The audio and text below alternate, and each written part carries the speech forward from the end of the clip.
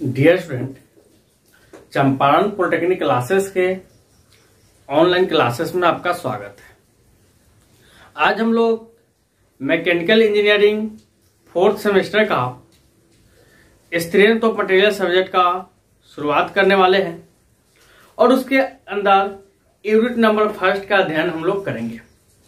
आपको बताते चले कि हमने एक पिछला वीडियो डाला है यूट्यूब के अंदर और उसमें पूरे सिलेबस का एनालिसिस किया गया है कि फोर्थ सेमेस्टर मैकेनिकल वाले को कौन कौन से सब्जेक्ट पढ़ने हैं, किस सब्जेक्ट में कितने लेसन है और कौन सा सब्जेक्ट न्यूमेरिकल है और किस चैप्टर के अंदर कौन कौन से टॉपिक पढ़ना है, इसका पूरा एनालिसिस दिया गया।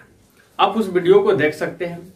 और आज से हम लोग सिलेबस स्टार्ट करने जा रहे हैं जिसका जो सब्जेक्ट है स्ट्रेंथ ऑफ मटेरियल, जिसको हम लोग मैकेनिक्स ऑफ सॉलिड के नाम से भी जानते हैं। स्ट्रेंथ ऑफ मटेरियल को हम लोग क्या जानते हैं? मैकेनिक्स ऑफ सॉलिड के नाम से जानते हैं।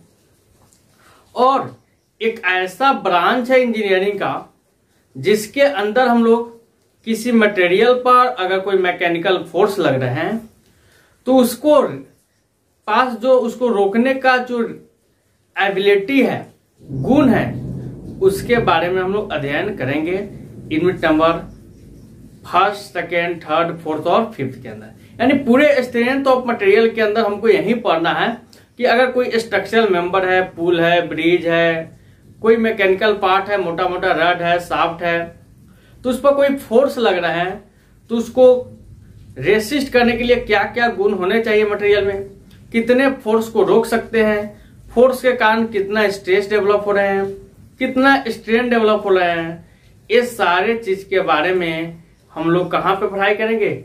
स्ट्रेंथ ऑफ मटेरियल के अंदर। तो चलिए सबसे पहले हम लोग लिखते हैं सब्जेक्ट का नाम होगा स्ट्रेंथ ऑफ मटेरियल, जिसको हम लोग सॉम बोलते हैं। शॉर्ट फॉर्म में क्या बोलते हैं? सॉम बोलते हैं। फिर इसी को क्या बोला जाता है? मैकेनिक्स ऑफ सॉलिड भी बोला जाता है।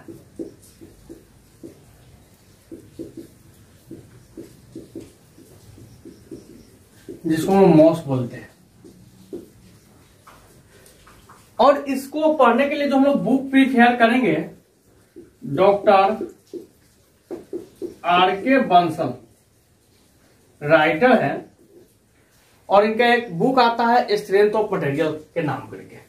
उसके ब्रैकेट में नीचे लिखा रहता है मैकेनिक्स ऑफ सॉलिड। इसके बारे में हम लोग उस बुक से हम लोग क्या करेंगे? न्यूमेरिकल क्वेश्चन को करेंगे। पहला यूनिट हम लोग अध्ययन करना स्टार्ट करते हैं और यूनिट फर्स्ट है जिसका नाम है simple stress and strain. Basically stress और स्ट्रेन के बारे में हम लोग थोड़ा सा ज्ञान फर्स्ट सेमेस्टर में अर्जित किए थे बेसिक फिजिक्स के अंदर। चलिए सबसे पहला डिफिनीशन हम लोग स्ट्रेंथ ऑफ मटेरियल का देखते हैं। तो सबसे पहला डिफिनीशन हम लोग टॉपिक बनाएंगे स्ट्रेंथ ऑफ मटेरियल।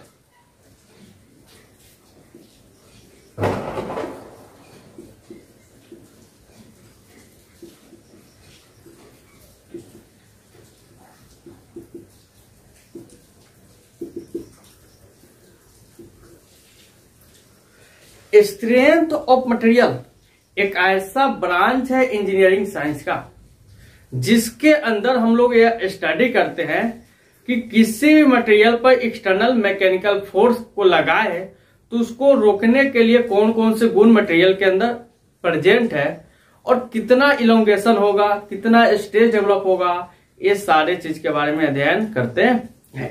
तो simple definition, strength of material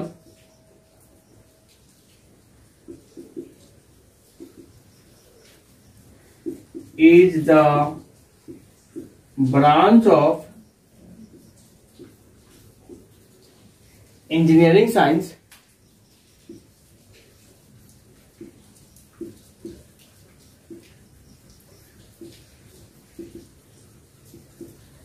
in which we study about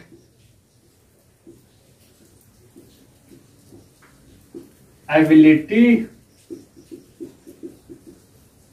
of material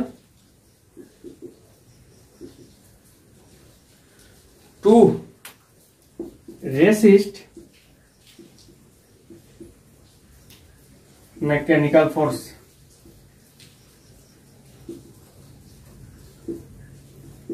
Applied on it.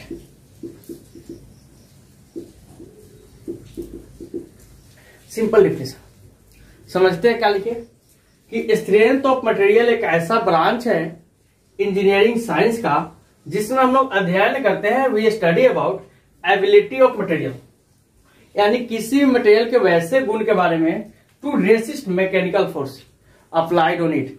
जब उसके ऊपर जो मैकेनिकल फोर्स अप्लाई करते हैं तो उसको रोकने के लिए कौन कौन से गुण प्रेजेंट है। जैसे मैकेनिकल फोर्स कहने का मतलब क्या होता है, टेंसाइल फोर्स, यानी जब पकड़ के खींचेंगे तो उसको क्या बोलते हैं टेंसाइल फोर्स। लोड लगाएंगे तो उसको क्या बोलते हैं कंप्रेसिव फोर्स। जैसे घर में बीम है उसमें छत लगा होता है, आप इंजन के अंदर मोटा मोटा रड देखते हैं वो हमेशा नाचते रहता है तो टॉर्सन कितना डेवलप होगा, ये सब मैकेनिकल फोर्स है। इलेक्ट्रिकल फोर्स के बारे में आप लोग जानते हैं, चार्ज के कारण होता है, तो उसके बारे में अध्ययन नहीं करेंगे हम लोग। किसके कारण, मैकेनिकल फोर्स के कारण।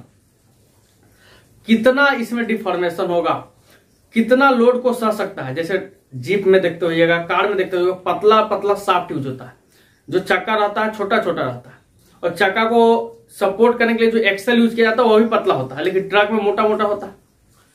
तो वो कितना लोड को सह सकता है, 10 टन 20 टन 50 टन। तो ये सारी चीज के बारे में कहां पर अध्ययन करेंगे हम लोग, स्ट्रेंथ ऑफ मटेरियल के अंदर। यानी हम फाइनली बोल सकते हैं स्ट्रेंथ ऑफ मटेरियल जनरली किस पे कंसंट्रेट होता है, study of various method of calculating stress and strain induce in structural member. यानी फाइनली हम बोल सकते हैं स्ट्रेंथ ऑफ मटेरियल एक ऐसा सब्जेक्ट है जिसमें हम लोग अध्ययन करते हैं कि किसी भी मेंबर के अंदर, किसी भी स्ट्रक्चर के अंदर विभिन्न प्रकार के स्ट्रेस और स्ट्रेन को कैसे कैसे कैलकुलेट किया जाए। तो हम फाइनली बोल सकते हैं hence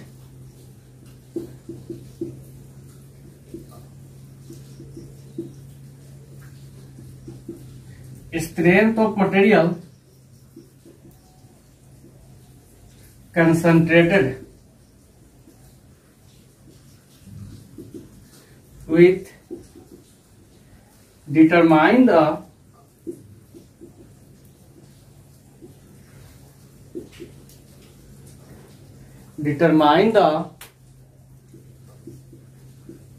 stress and strain induce in structural member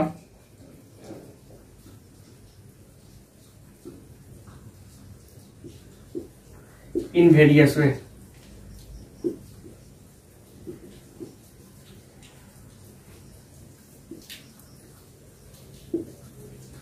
कहने का मतलब कि स्ट्रेंथ ऑफ मटेरियल कहां पे कंसंट्रेट होते हैं, कहां पे फोकस रहते हैं। स्ट्रेंथ ऑफ मटेरियल का फोकस होता है कि किसी भी स्ट्रक्चरल मेंबर के अंदर कितने प्रकार के स्ट्रेस स्ट्रेन है उसको डिटरमाइन करना विभिन्न मेथड का अप्लाई करके, विभिन्न तरीका के यूज करके। जिस प्रकार से एक सीबीआई ऑफिसर एक केस को इन्वेस्टिगेट करता है, उससे ज्यादा इन्वेस्टिगेशन हम लोग इंजीनियर को किसी स्ट्रक्चर को तैयार करने के लिए करना पड़ता है कि कैसे अगर लोड लगे तो टूटे नहीं, कितना लोड लगे कि टूटे नहीं, किस मटेरियल का बनाएंगे, कितना डायमीटर बनाएंगे, सब डिसाइड करके बाइक गाड़ी तैयार किया जाता है। ऐसा तो है कि जो मन करे वो मटेरियल लगा दो, ऐसा कुछ नहीं है। तो वही बोला गया स्ट्रेंथ ऑफ मटेरियल एक ऐसा ब्रांच है इंजीनियरिंग का, बेसिकली मैकेनिकल और सिविल के लिए, जिसमें हम लोग ये डिटरमाइन करते हैं कि किसी भी स्ट्रक्चर के ऊपर जब लोड लगेगा, वो मैकेनिकल लोड लगेगा, तो उसके अंदर कौन कौन से डिफॉर्मेशन होंगे और उस डिफॉर्मेशन को रोकने के लिए कौन कौन से गुण अवेलेबल है। ये कंपटीशन के लिए बहुत इंपॉर्टेंट होते हैं, ये सब्जेक्ट बहुत मायने रखता है। यहां तक नोट करेंगे, फिर आगे हम लोग टॉपिक पे चलते हैं।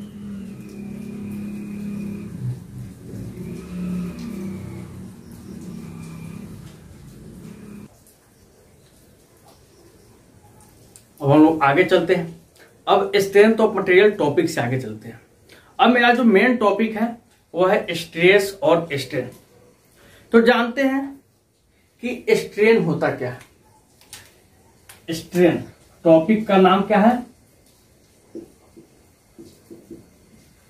स्ट्रेन। इसको हिंदी में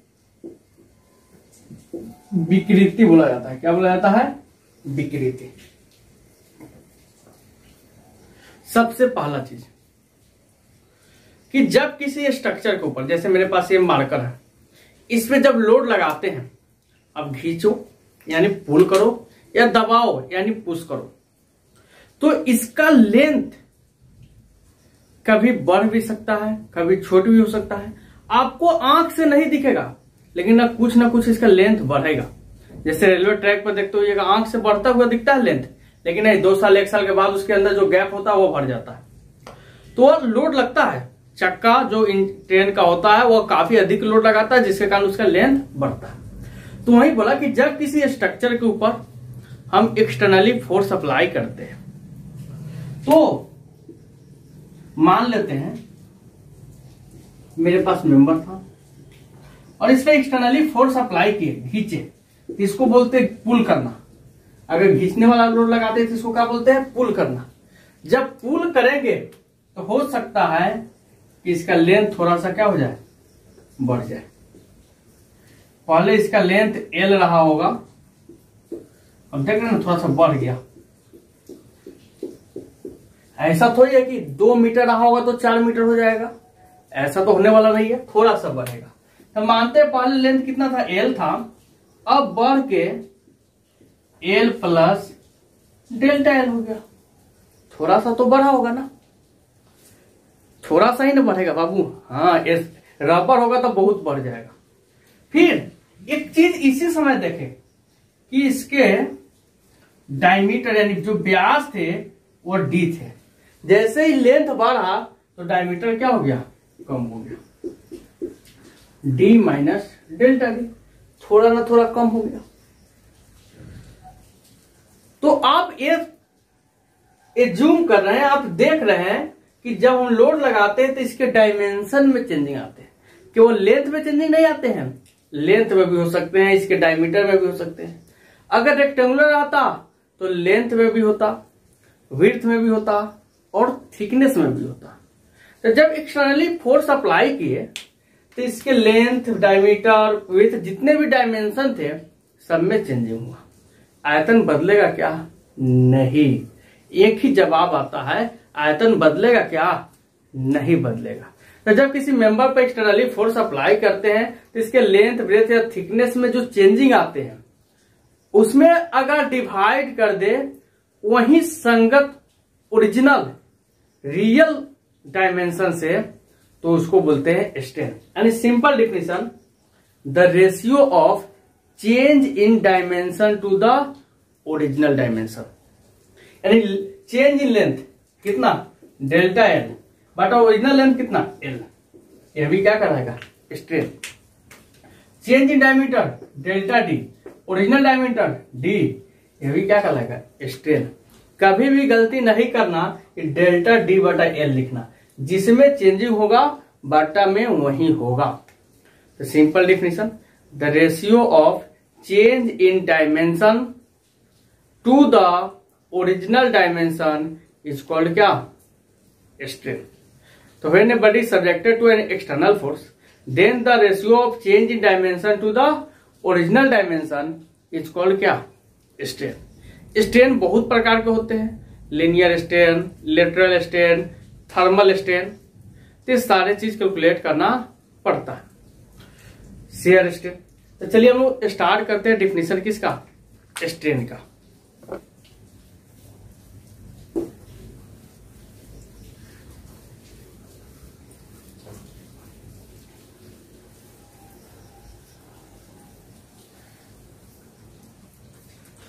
तो लिखेंगे the ratio of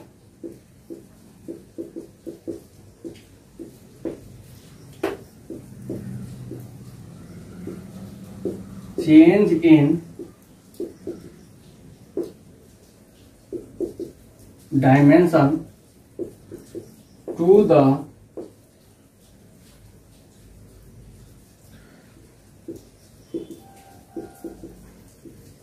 original dimension. Dimension क्यों लिख रहे हैं? क्योंकि डायमेंशन में लेंथ, ब्रेथ, थिकनेस कुछ भी हो सकते हैं। इज कॉल्ड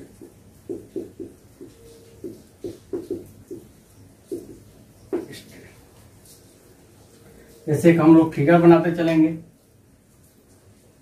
ये सब बेसिक चीज आपको दिख रहा होगा। टॉपिक का पहला नाम है सिंपल स्ट्रेस एंड स्ट्रेन, पढ़ा हुआ चीज दिख रहा होगा, लेकिन आपको माइंड में सेटअप करना, आपको याददाश्त कराया जा रहा है, क्योंकि आप फंसे नहीं। आगे चलकर इस सब का बहुत एप्लीकेशन है, इसलिए पहला चैप्टर बेसिक करके दे दिया है कि सिंपल स्ट्रेस स्ट्रेन पढ़ना है, जो आप पढ़ के आए थे। इसमें आगे है टॉपिक स्ट्रेन एनर्जी, जो नहीं पढ़े थे उसको भी पढ़ना है। थिन सिलेंडर डिफ्लेक्शन बहुत इंपॉर्टेंट टॉपिक है, तो आप हड़बड़ाइएगा नहीं कि पढ़ा हुआ चीज पढ़ रहे हैं।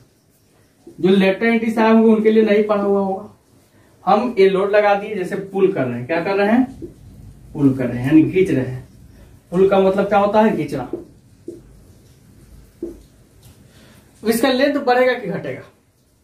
अरे भाई खींचेंगे तो लेंथ हुआ तो बढ़वे करेगा ना। तो मान लेते हैं कि इसका लेंथ बढ़ गया, थोड़ा ना थोड़ा बढ़ा ही होगा।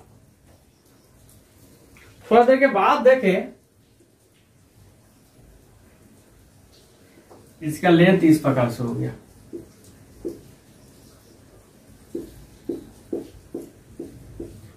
पहले से इसका लेंथ बदल गया,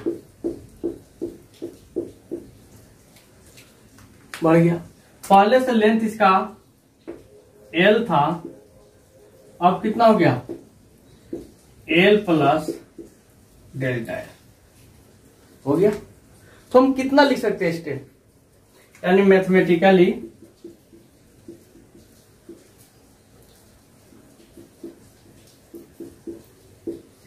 स्ट्रेन का फॉर्मूला क्या था? Change in dimension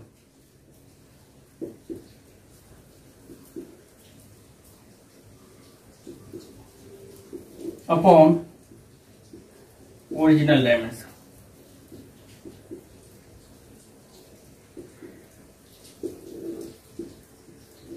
change in dimension बटा ओरिजिनल डायमेंशन।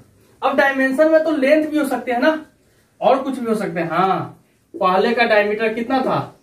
D था, अब तो डायमीटर घट गया ना, थोड़ा सा घटा होगा, D माइनस डेल्टा D मान लेते हैं। तो डायमेंशन में तो ये भी ले सकते हैं ना।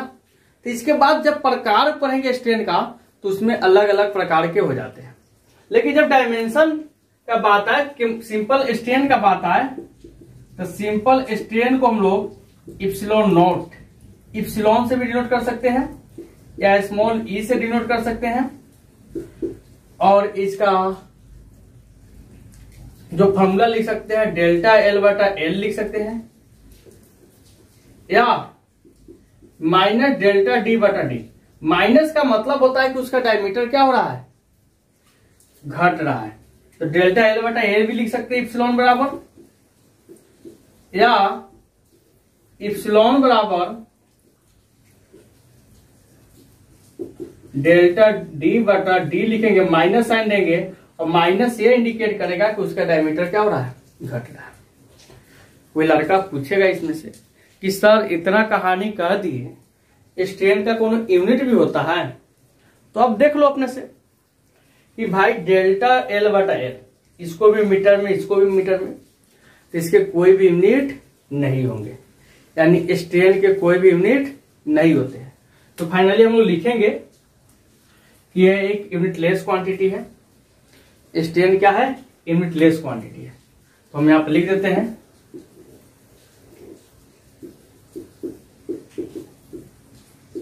Strain is a unit less quantity. कौन सा क्वांटिटी है बाबू? यूनिट लेस क्वांटिटी है। स्ट्रेन का कोई भी यूनिट नहीं होता। अब हम लोग का टॉपिक आएगा टाइप्स ऑफ स्ट्रेन। कौन सा टॉपिक आएगा? Types of strain. Types of strain के लिए हम लोग लेक्चर नंबर 2 करेंगे, क्योंकि इसमें हम लोग बेसिक पढ़ रहे थे और बहुत बड़ा वीडियो होते जा रहा है। आपको बता दें कि प्ले स्टोर पे चंपारण पॉलिटेक्निक क्लासेस का एक ऐप है जिसमें 4th सेमेस्टर मैकेनिकल इंजीनियरिंग के कोर्स अवेलेबल है।